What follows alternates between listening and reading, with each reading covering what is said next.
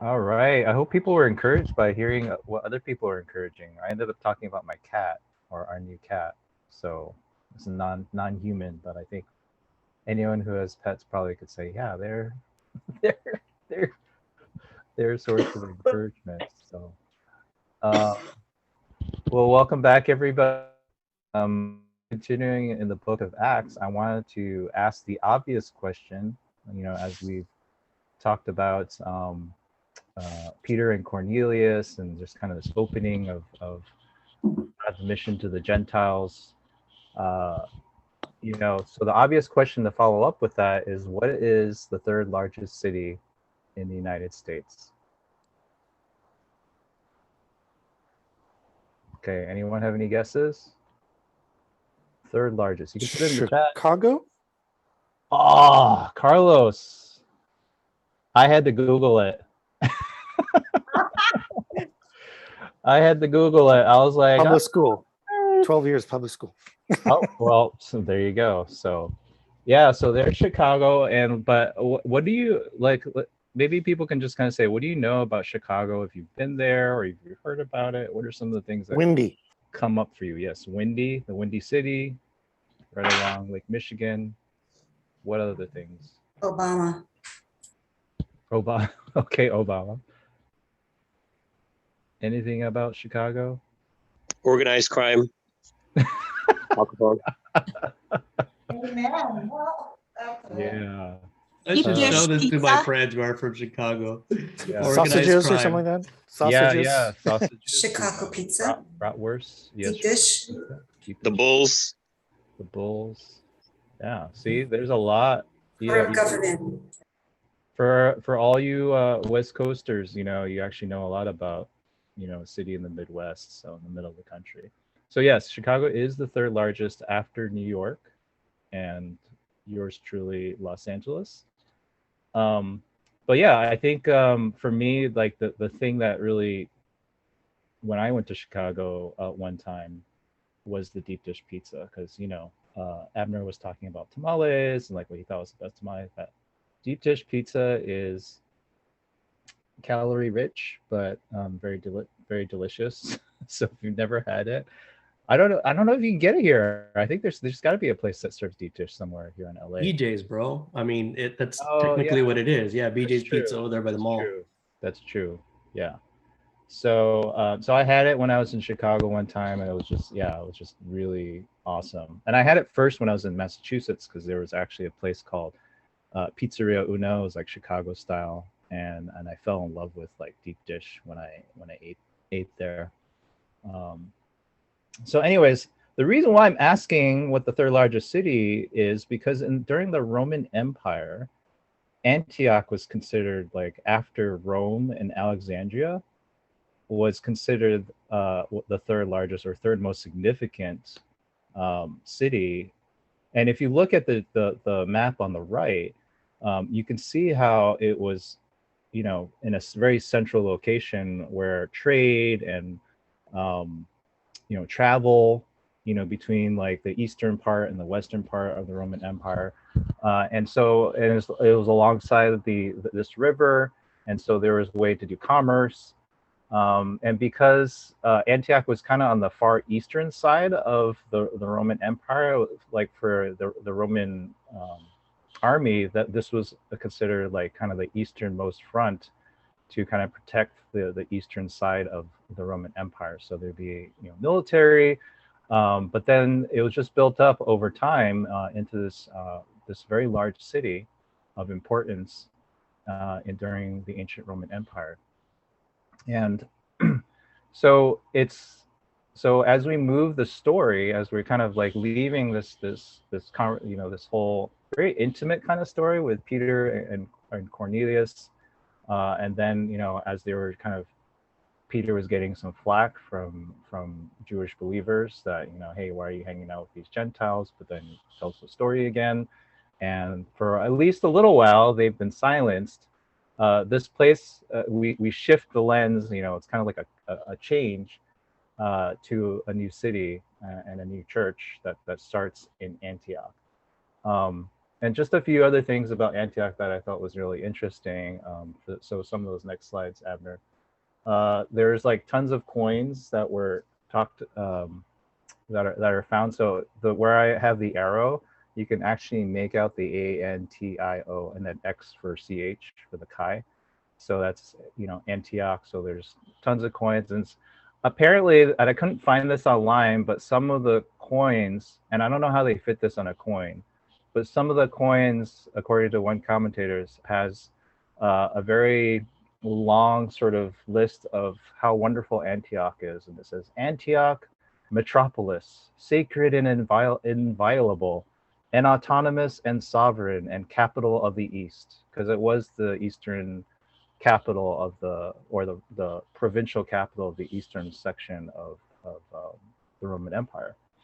And then you think about property, right? You think about real estate. It's always about location, location, location. So if you didn't like Antioch, you could go into the suburb of Daphne, which was kind of like, if Antioch was Paris, like Daphne was Versailles. If you have a little extra money, you can get some nice real estate out there. And it was considered this, beautiful place, beautiful suburb, and it's only a few miles away from the major city. And the other thing that I think is also significant for us, the other thing, next slide, is there's a church called the Church of St. Peter, which is carved out into this cave. It's a little suspect as to whether Peter actually went there. But again, it kind of just shows like there's this ancient connection of Antioch, which we'll be reading in the next few chapters about how significant the church at Antioch was. So this is just to kind of give you a sense, like, yeah, Antioch was a big deal, just like Chicago is a big deal when you think about cities and their influence in the empire, or for us, like in our nation. So the other thing that's also important for us to remember before we read into the text is there was also a significant Jewish community, and there's probably also connections to the Herodian family, which is mentioned later in chapter 13, because when Luke lists a number of prophets and teachers in Antioch, he names somebody who was a member of the court of Herod the ruler. Not sure if he was still part of the court or if he was a former member. But again, showing like the significant kind of people and circles that you can encounter in a big city like Antioch. And of course, the last part of the passage that we're going to be reading, where Luke mentions the word Christian, is notable, indicating like, hey, something like this, a movement must have gotten large enough so that your pagan neighbors start coming up with a name to call you something, because this is where the label Christian starts coming up.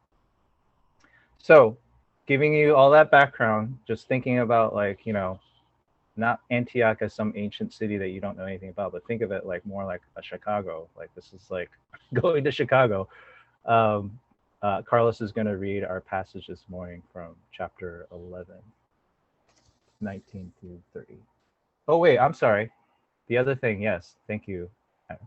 So the other part about shifting the camera from Peter and Cornelius is now we are actually Luke is picking up two threads. One is that he's picking up from the persecution that happens after Stephen is martyred in chapter 8. But then he's also picking up the thread of where we last left Saul. So after he becomes a follower of Jesus, he kind of causes some trouble, and the believers end up taking him to the seaport of Caesarea and then send him back home to Tarsus. And so over a span of probably about like 10 years or so, this is where we're picking up the story. Or this is about a 10-year gap. Go ahead, Carlos.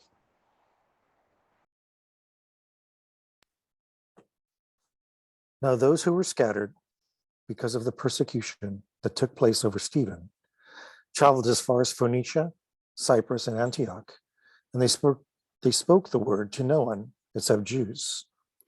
But among them were some men of Cyprus and Cyrene who, on coming to Antioch, spoke to the Hellenists also, proclaiming the Lord Jesus.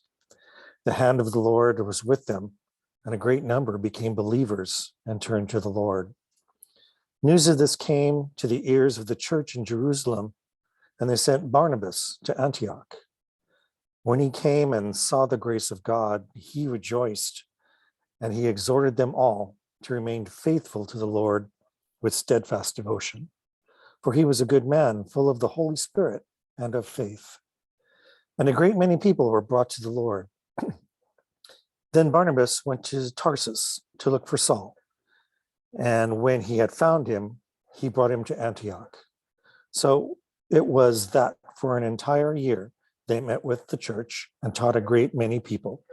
And it was in Antioch that the disciples were first called Christians.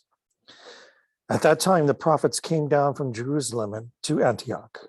One of them, named Agabus, stood up and predicted by the Spirit that there would be a severe famine over all the world. And this took place during the reign of Claudius. The disciples determined that according to their ability, each would send relief to the believers living in Judea. This they did, sending it to the elders by Barnabas and Saul. Amen. Yeah, so we see that after Stephen's death, again, the persecution ends up spreading people out, proclaiming the Lord Jesus into all these different areas, moving forward, even past Damascus into Antioch and Syria. And it's interesting because it says they spoke to no one but the Jews, but then some of them talked to the Hellenists. So there's a question of like, well, when Luke talks about Hellenists before, he was just talking about Greek-speaking Jewish people. So is he talking to just Greek-speaking Jewish people? But it seems more likely that there's Hellenistic Jews, since they're in Antioch, not in Jerusalem, and probably some Gentile sympathizers. And the ancient Jewish historian Josephus actually mentions that there were many proselytes to Judaism in the city, so Gentiles who had become Jews or had become part of the Jewish faith.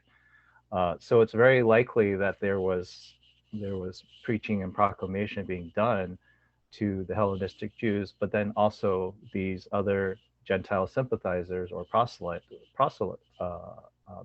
that were also within the fold of who they're actually speaking to. And so obviously, this is all happening, and then the growth of this branch is significant enough to attract, headquarters in Jerusalem. And just like in Samaria, they want to check out what's going on here, right? This wasn't necessarily something that one of the 12 had actually started, and so they need to send some people out to check out what's happening.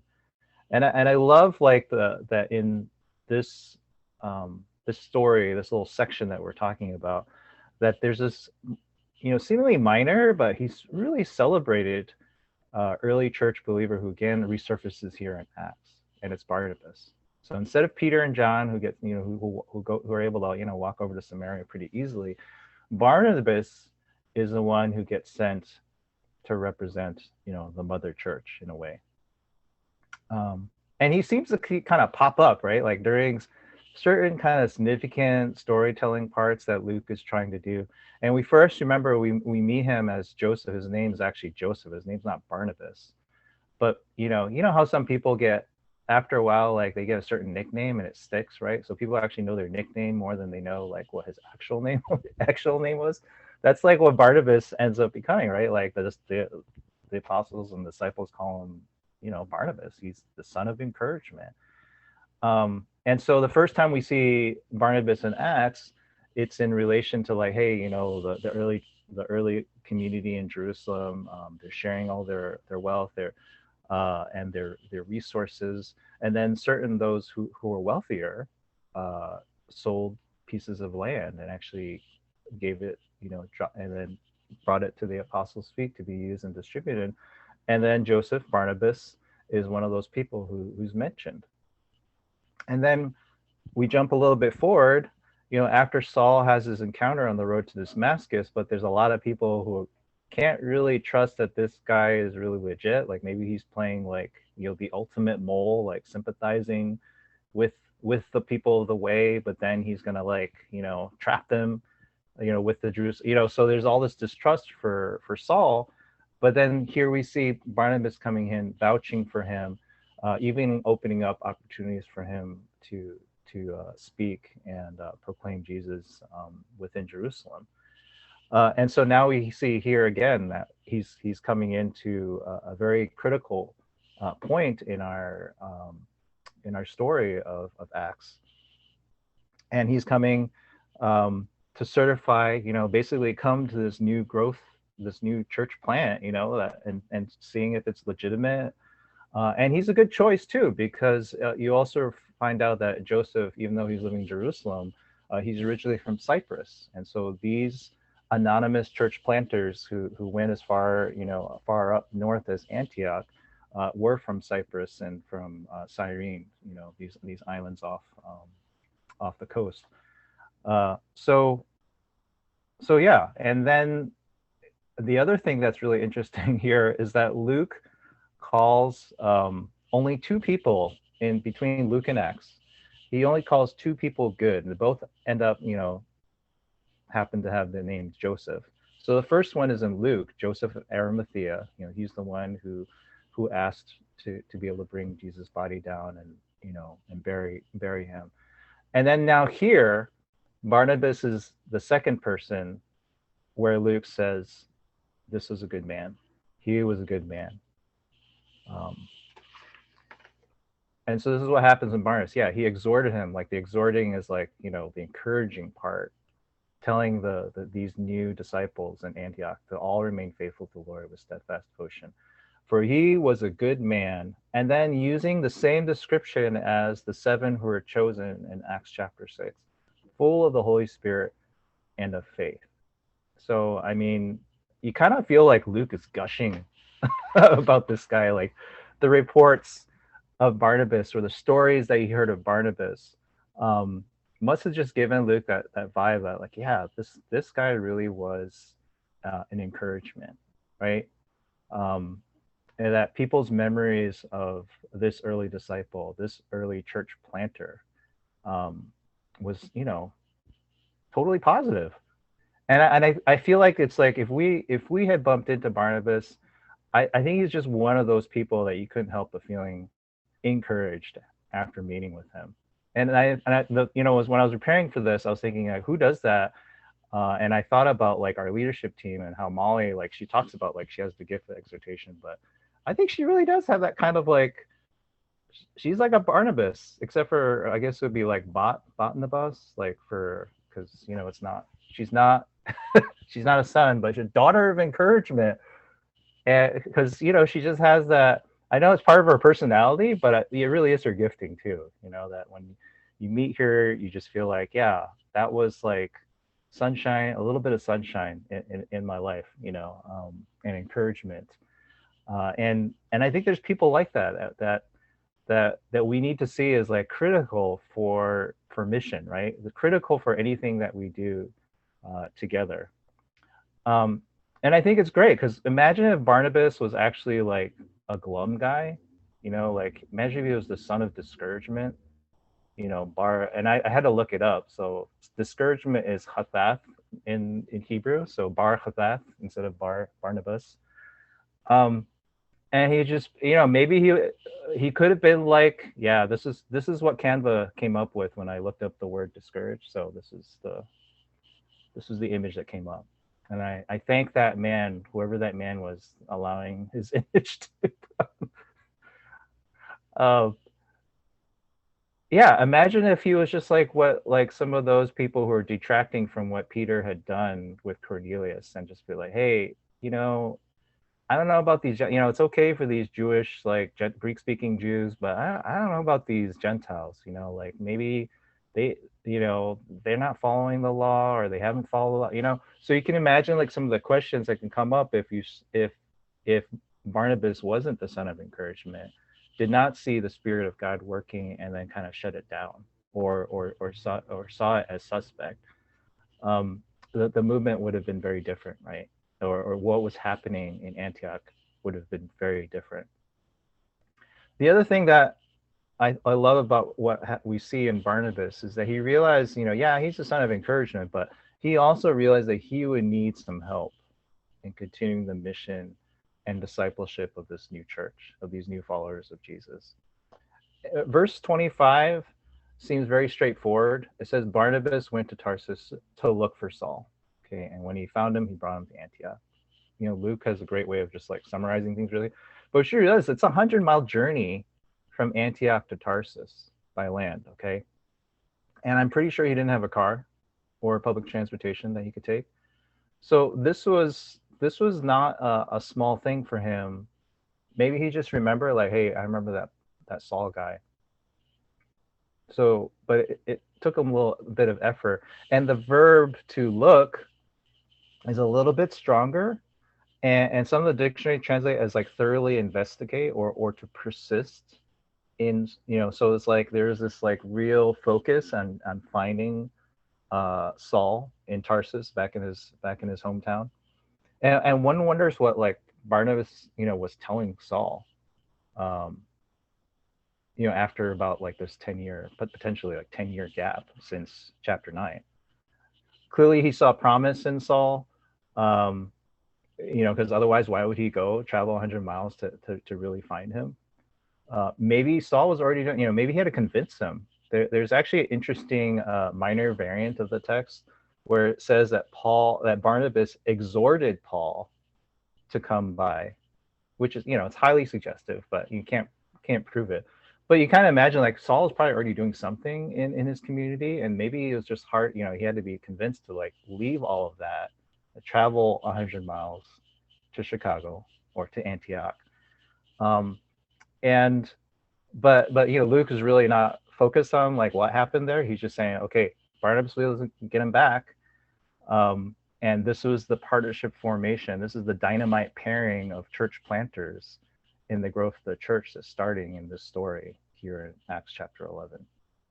And then in this final section of our passage, this prophets coming down from Jerusalem, going to Antioch, and there's this prediction of a famine throughout the Roman Empire. This new partnership of Barnabas and Saul also comes together in this famine that is predicted. And what's interesting here is that Egypt was the breadbasket of the Roman Empire. The Nile and like the all the crops that were grown alongside the Nile. And so what happens in Egypt if they have a drought and there's a famine impacted all of the empire, whether or not your local community had a good crop or not. Famine in Egypt means that all the prices are going to be, it's not just food scarcity, it's just the prices. I mean, we're all feeling it right now, right? Like food prices, inflation, everything's like gotten more expensive. But what happens when prices go up? Who does that really affect first and the hardest? It's going to be those who are poor. And we already know like this was probably a concern within the early church from the get-go. I mean, why would they, like chapter 6, they had a daily distribution. We find out, Luke tells us, like there was a daily distribution, especially for the widows. They're sharing stuff, and so there's this kind of like undertone of like, Jerusalem church probably was, even though it was like the mother church, probably didn't have the most resources. That there were many of the people who were part of this, the early church, were not wealthy. They were not like Joseph, who had property to sell. And so Agabus's prophecy about this famine helps bring light to the needs of those who are most likely to suffer from famine. And now the Antioch church, remember, it's the Chicago of the Roman Empire, most likely had like more resources. And so they all pledge to send relief to their fellow brothers and sisters in Judea through this pairing of Barnabas and Saul. And so in this opening section, there's like this new section of the church in Antioch. We see the rise of a church that's on mission in the third largest city of the Roman Empire. And we see the amazing growth, like Luke again, just say like, wow, amazing growth. And the pairing of this dynamite church planting of, pair of Barnabas and Saul.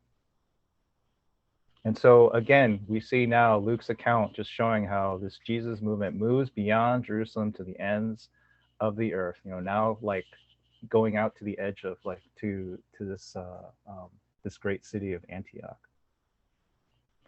But as I was just thinking about this, and I was thinking about like, okay, yeah, this is Luke's just continuing to talk about the forward progress of the mission, the forward progress of the mission, the forward progress of the mission, right? And the promise of Acts 1:8 that you will be my witnesses to Jerusalem, Samaria, and to the all Judea and to the ends of the earth. That this is happening, right? This is happening within the pages of Acts and the chapters of Acts.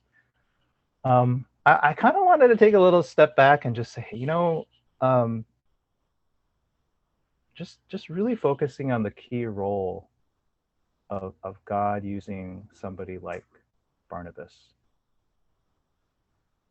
He just played this really significant role, right? Helping to connect the church to, to home base in Jerusalem, as well as looping in Saul to continue the growing ministry that's happening in the third largest city of the Roman Empire.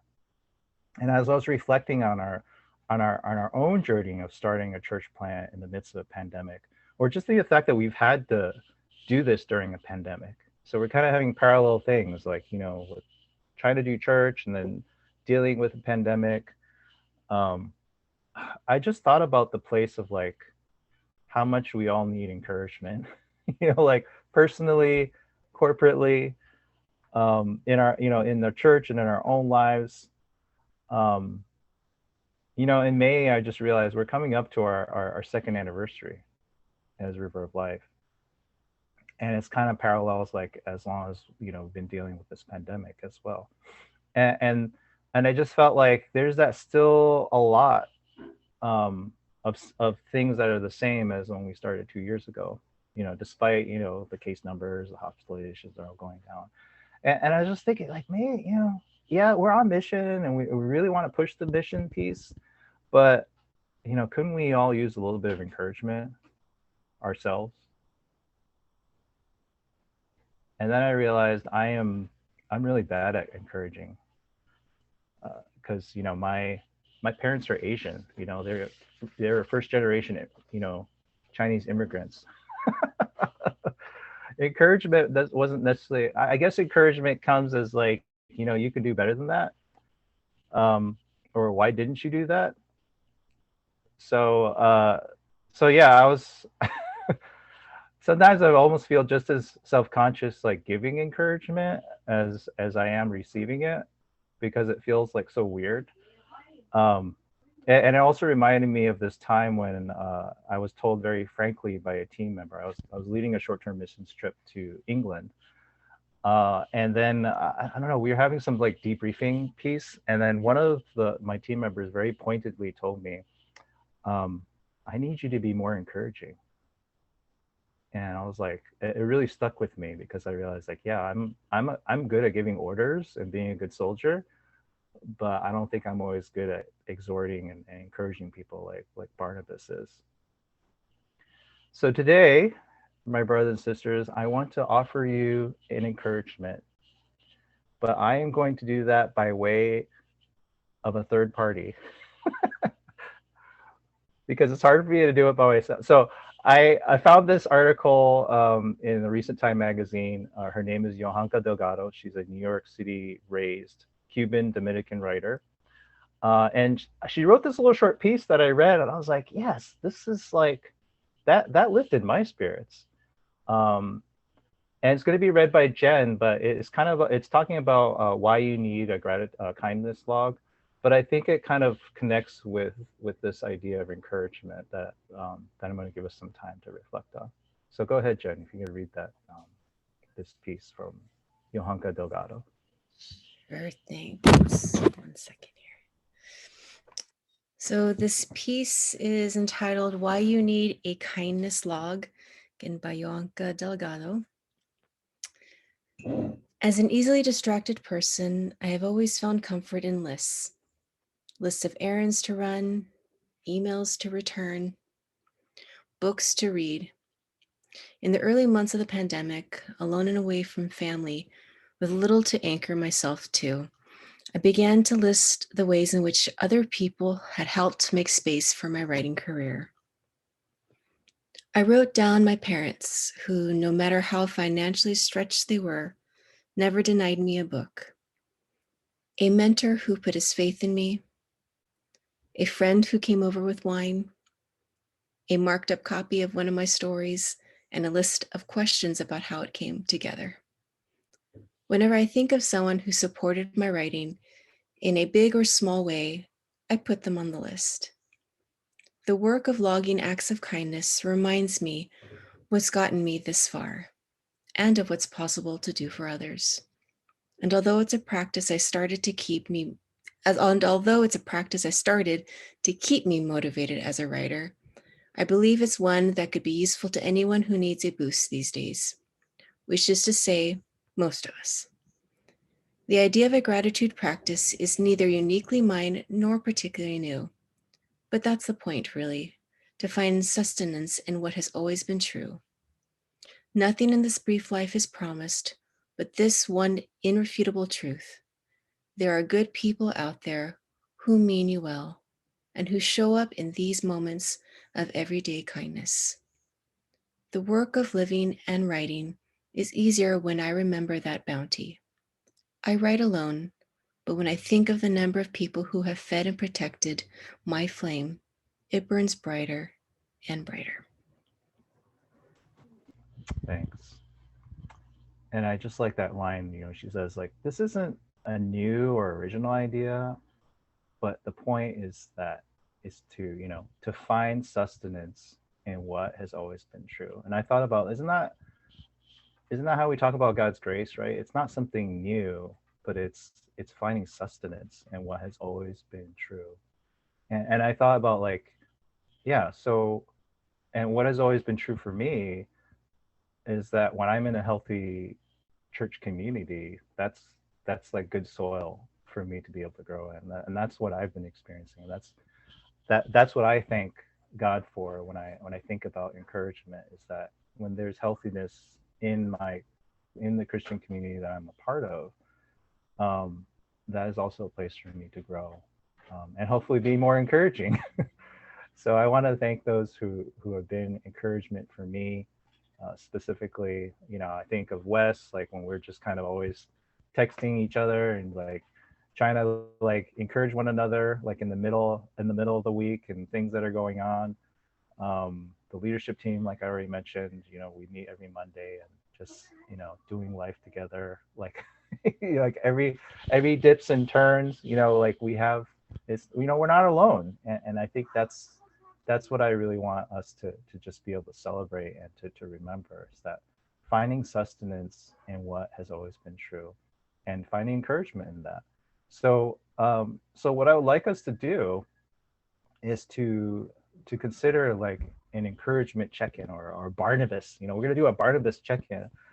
And so there's two questions I want us to consider on. We'll give you 5 minutes to reflect. We'll play a little bit of music to kind of, for you to just reflect on this. If you have a journal, like I had emailed about, like you can write things down if you want. Turn off your camera if that's easier. But basically, two questions. One is, if you're just full of encouragement, then who might the Spirit be inviting you to be a Barnabas to? Okay, to be an encouragement to. And then just maybe reflect and pray for that person, or maybe there's a few people, and consider how you can do that either this week, practically, or within this season.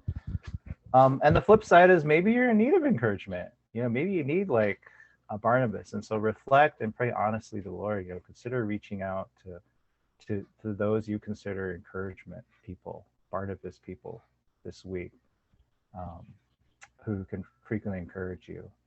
Or maybe the other piece is, like, maybe you do feel encouraged and you want to just express gratitude for that person who has been a Barnabas to you. So those kind of just a little bit of time of reflection.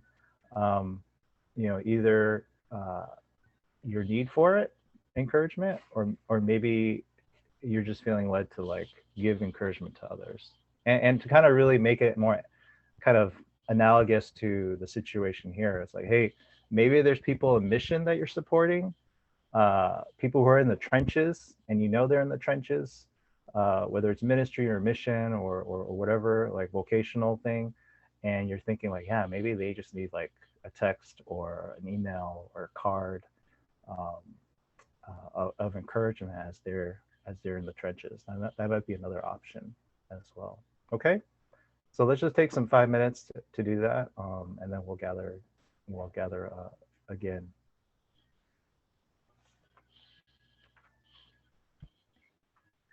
Recording, and I'm going to transition us really quickly into announcements. First announcement that I have is we are actually meeting in person again on March 6th. This is, and I say in person, it's more like a hybrid service, right? Because some of you are online still. We're going to be meeting in the picnic pavilion the first week of March. I have been told, Jesse and I have been told by the Parks and Recreation people that the internet is probably going to be operational later in March. So I think we're going to do the indoor service later in March because it'll help us with our connection speed for those of you who are with us online. What we do need you to do though is register for that. So Jesse, or would you mind cutting and pasting that in there? One of you all have highlighted it. Okay, you good? Yeah. Okay, yeah, cool. So yeah, just go ahead and sign up. And again, we just do that for a head count. We want to know how much food to get. Usually, we're out there hanging out afterwards also. So please sign up. And again, this is just a good opportunity for us to invite friends and family who are maybe looking for a church or who are unchurched and would want to check out a community. And again, we will be doing the online service also at the same time. Just as a quick reminder, we do have life groups again this week on Wednesday, Thursdays, and Sundays. Most of you all know the information.